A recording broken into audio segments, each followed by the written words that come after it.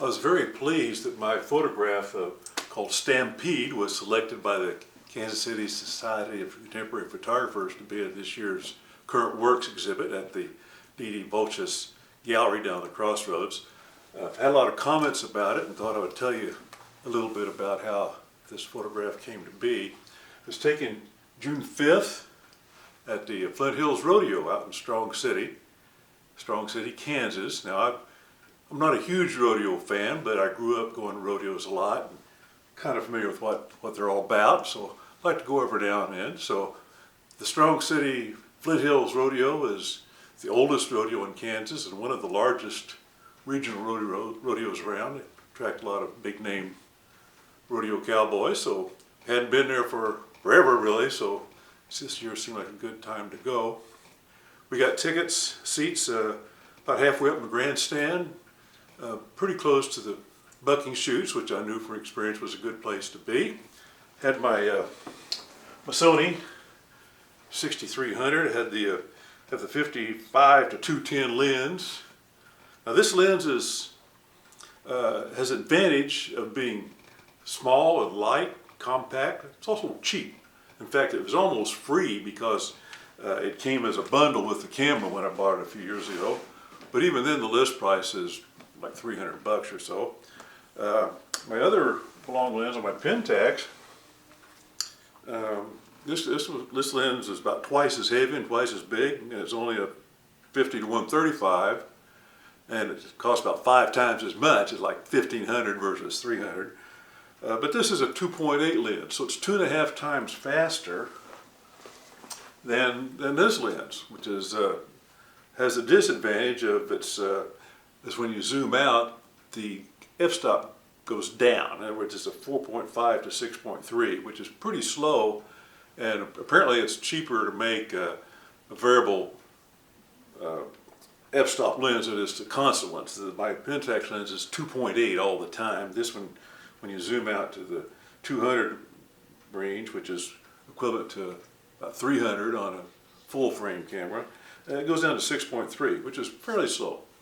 There was a time when that was a big deal, back in the days of 35 millimeter film cameras, single lens reflex cameras. You really wanted a pretty fast lens because it focused easier. It was brighter in the viewfinder and you could see better what was going on. Nowadays, with autofocus cameras and with modern mirrorless or electronic viewfinder cameras, the speed of the lens doesn't affect the brightness of the viewfinder, so that's not too big a deal. Plus, modern cameras in the last couple of years really have gotten really fast in terms of sensitivity. So the first thing I did at the rodeo, well, not the first thing, because it was still light when the rodeo started, so I was able to put the camera on program, which is what I normally do. I normally leave the camera set on auto ISO. Now, on this particular camera, the auto ISO, in other words, adjusts the sensitivity depending upon the light, it works from 100 to 6400 ISO. And 6400 is pretty fast. It has been phenomenal 10, 15 years ago. But as it started to get dark, I realized I had to crank it up. So I turned over to manual ISO, turned the ISO up to 16,000, which was not even the fastest this camera can do, but it was pretty good. And that gave me an acceptable, pretty high shutter speed of 1/250th of a second at 6.3, which is wide open for this relatively slow lens. So I shot a lot of the rodeo at 16,000 ISO, 2/50th of a second, f6.3.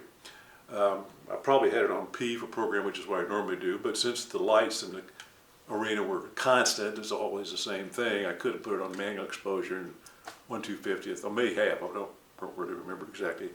But basically everything was shot at 6.3 at about, mostly cranked out, maybe not all the way to 210 or 300, but probably more like around 200, 150 on this. So that gave me a pretty tight shot from the stands. I just was up, I say, halfway up in the bleachers. So got a lot of good pictures of the bucking horses and bull riders and everything, and I was real pleased. And when the thing was all over, it was about a 3-hour deal. I'd been shooting all day at other events and then a 3-hour rodeo. So one thing to remember sure to have an extra battery. The Pentax, this guy gets about 1,200, 1,500 shots on a battery. The Sony, one thing, has a smaller battery, but not only that, it's an electronic viewfinder, a little more electronics in it. It only gets about 300 shots on a battery. So you have to remember to carry an extra battery. So you don't want to be right at the end of an event when some of the best stuff happens and all of a sudden you realize the battery dies. And when the battery's gone, it just shuts off. So you can't fake it. So always carry an extra battery or two, particularly if you're going to be out all day and particularly in a lot of events going on. So anyway, I probably popped in an extra battery close to the middle of the thing because it was probably getting low.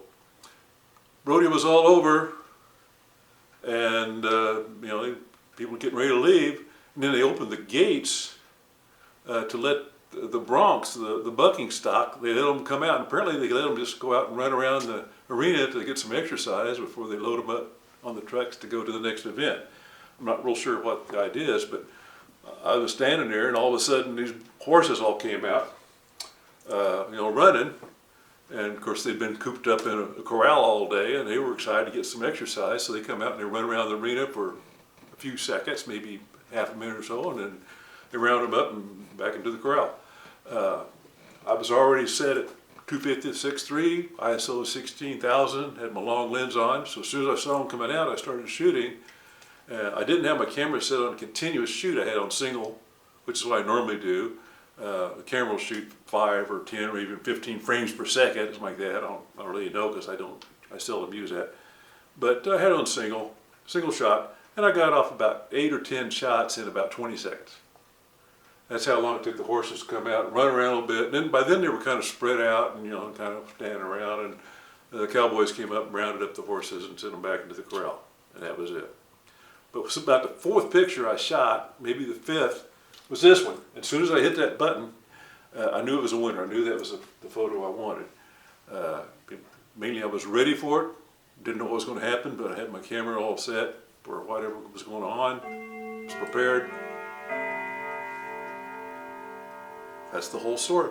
It was very little post-processing. I took it into Photoshop, but wasn't really much to do. Probably increased the contrast a little bit, cropped it down to a 1:2 format, 10 by 20, something like that.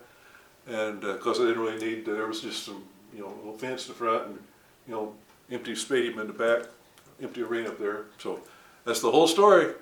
Just got home, looked at it, and said, yeah, I think it's a good picture. So entered it in the contest or in the Current Works, which is basically a juried show, and they say, yeah, let's just put her in there. So that's the whole story. Don't need, $2,000 lens, don't need a $5,000 camera. This camera's like $800. This lens came with it, for another $100 or something like that. And just a matter of being prepared. Don't be afraid to use 16,000 or 32,000 ISO if you need it. It works just fine, particularly on a camera that's less than 5 years old. So have fun, that's the deal.